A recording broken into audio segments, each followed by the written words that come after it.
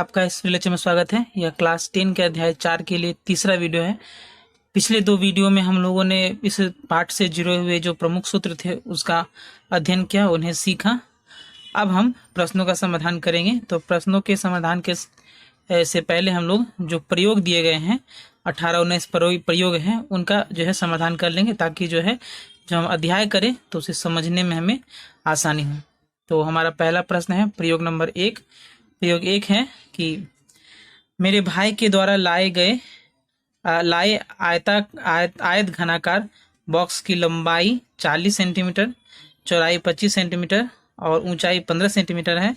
तो बॉक्स के संपूर्ण तल का क्षेत्रफल ज्ञात करें। तो जो है एक बॉक्स है जिसकी लंबाई, चौड़ाई और ऊंचाई दे दी गई है। आप चाहे तो जो है समझने के लिए एक चित्र बना सकते हैं, जिसमें एक बॉक्स का चित्र है और इसकी लंबाई, चौड़ाई और ऊंचाई दे दी गई है। तो ये जो है ये लंबाई है जो कि 40 है, ये चौड़ाई है जो कि 25 है और ये ऊंचाई जो है वो कितनी है, 15 है।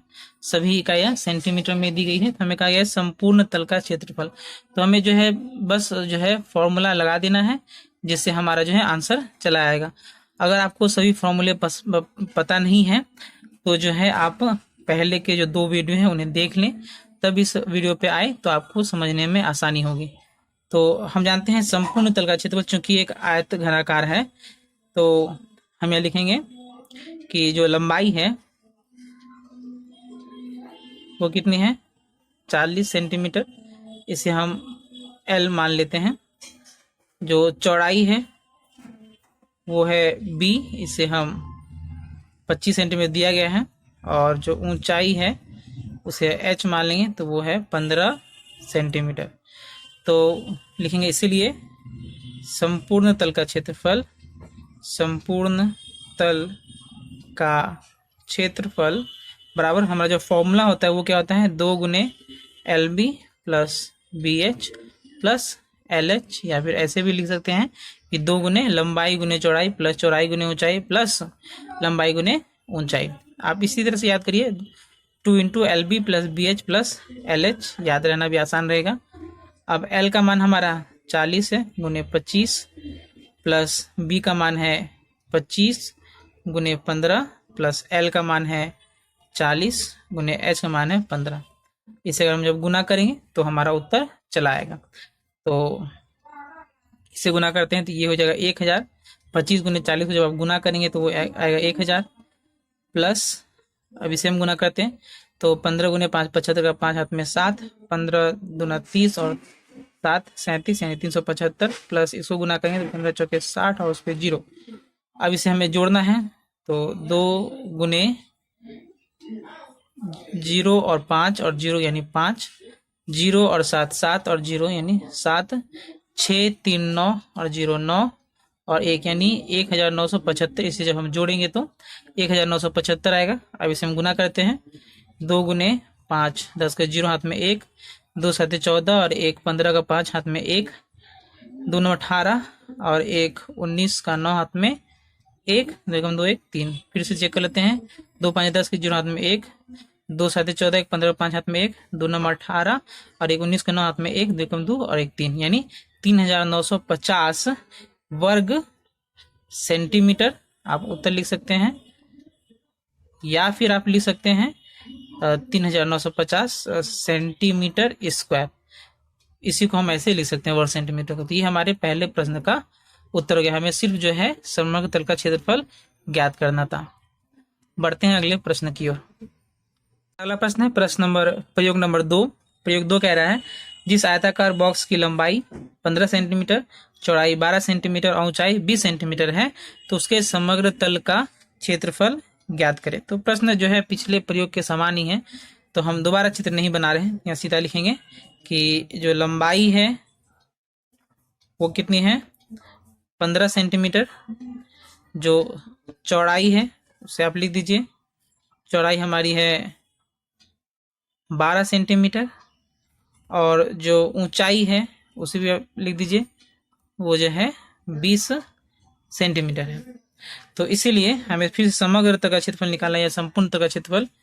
तो हम ये लिखेंगे समग्र तल का क्षेत्रफल हम सूत्र जानते हैं 2 into LB plus BH plus LH। तो 2 इंटू हमारा L का मान है 15 गुने 12 जो B का मान है, प्लस फिर 12 इंटू 20 प्लस फिर 15 into 20 LB plus BH into LH। 2 गुने, अब इसको गुना करेंगे तो 12 पंचे 60 की 0 हाथ में 6, 12 कम 12 6 18 180 प्लस इसको गुना करेंगे तो 12 दूना 24, उस पर 2 एक ठो 0 और 15 दूना 30 और उस पर एक 0। इसे जोड़ेंगे अगर हम तो 0 0 और 0 मिला के 0 0 और 4 4 4 8 12 के 2 हाथ में 1 1 और 3 4 2 6 और 1 7 और इधर गुने 2 यानी 720 गुने 2। इसे हम गुना करेंगे अगर तो 2 गुने 0 0 2 दूना 4 2 सते 14 यानी 1440। अब सभी इकाइयाँ सेंटीमीटर में है तो यानी क्या होगा वर्ग सेंटीमीटर, या हम इसकी इकाई जो है इस तरह से भी लिख सकते हैं 1440 वर्ग सेंटीमीटर या सेंटीमीटर स्क्वायर। आप या तो ये लिखे या फिर ये लिखे, दोनों ही उत्तर सही होगा। ये हमारे प्रयोग नंबर 2 का समाधान है, आंसर। बढ़ते हैं अगले प्रश्न की ओर। हमारा अगला प्रश्न है प्रयोग नंबर 3। प्रयोग 3 है रजिया के द्वारा लाया गया घन की भुजा की लंबाई 27 सेंटीमीटर है, तो घन के समग्र तल का क्षेत्रफल ज्ञात कीजिए। तो घन क्या होता है? घन जो है एक ऐसा आयताकार घन होता है, इससे सभी जो लंबाई चौड़ाई और ऊंचाई क्या होती है समान होती है। तो अगर हम इसे जो है ड्रॉ करें तो ये क्या हो जाएगा, लंबाई चौड़ाई ऊंचाई तीनों जो है इसकी क्या होगी बराबर होगी। तो अगर हम इसको ड्रॉ करें तो ये जो लंबाई है ये भी ये 27 सेंटीमीटर होगी, जो चौड़ाई है वो भी 27 सेंटीमीटर होगी, और जो ये ऊंचाई है, ये जो ऊंचाई है ये भी जो है कितनी होगी 27 सेंटीमीटर। तो जब भी लंबाई चौड़ा ऊंचाई जो है बराबर है तो उसे हम ए मान लेते हैं। तो ए बराबर कितना हो गया 27 सेंटीमीटर। अब इसी के अनुसार हमारे पास सूत्र भी है कि घन के समग्र तल का क्षेत्रफल का जो फॉर्मूला होता है वो होता है 6a², जहाँ a क्या है घन के एक भुजा की लंबाई है ना, यहाँ भुजा की लंबाई आप लिख दें, भुजा की लंबाई यानी a बराबर 27 सेंटीमीटर। तो अब a का मान क्या है हमारा 27 है, तो हम a की जगह यहाँ 27 बैठाएंगे यानी 27 का स्क्वायर।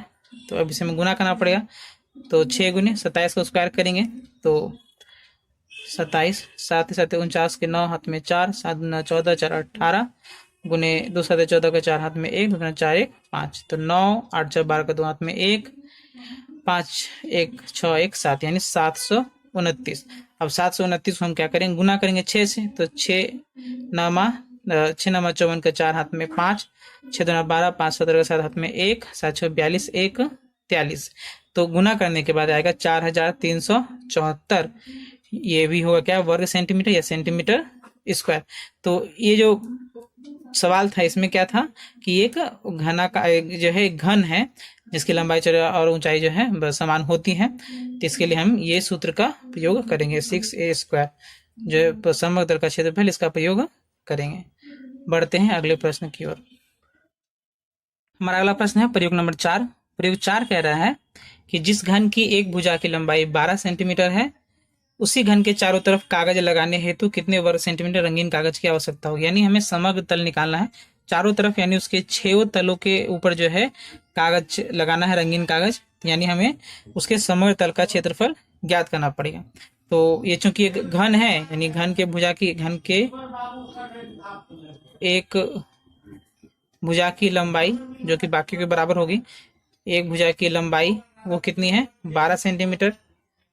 इसीलिए समग्र तल का क्षेत्रफल, चूंकि हमें चारों तरफ रंगीन कागज लगाना है यानी हमें समग्र तल का क्षेत्रफल अगर ज्ञात कर लेंगे तो हमारा उत्तर चला आएगा। यानी समग्र तल का क्षेत्रफल हमारा सूत्र क्या होता है 6a², यानी 6a का मान 12 तो 12², तो 12² यानी 12 गुने 12 से हम स्क्वायर करेंगे तो 144 आएगा, यानी 1 गुने 6 गुने 144, 12 का स्क्वायर कितना होता है 40 और गुना करेंगे तो 6 गुने 4 24 का 4 हाथ में 2, 6 चौके 24 और 4 24 और 2 26 के 6 हाथ में 2, 6 एकम 6 और 1 6 1 2 8। इसे फिर से गुना कर लेते हैं। 6 चौके 24 के 4 हाथ में 2, 6 चौके 24 और 2 26 के 6 हाथ में 2, 6 एकम 6 और 2 8, यानी 864 वर्ग सेंटीमीटर, या फिर हम इसे क्या लिख सकते हैं 864 सेंटीमीटर स्क्वायर। कोई भी एक लिखने से हमारा उत्तर चला आएगा।